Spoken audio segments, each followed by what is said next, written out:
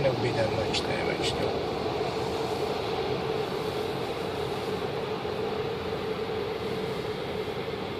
I guess they're waiting for the insurance to come in. Just take a picture, who cares?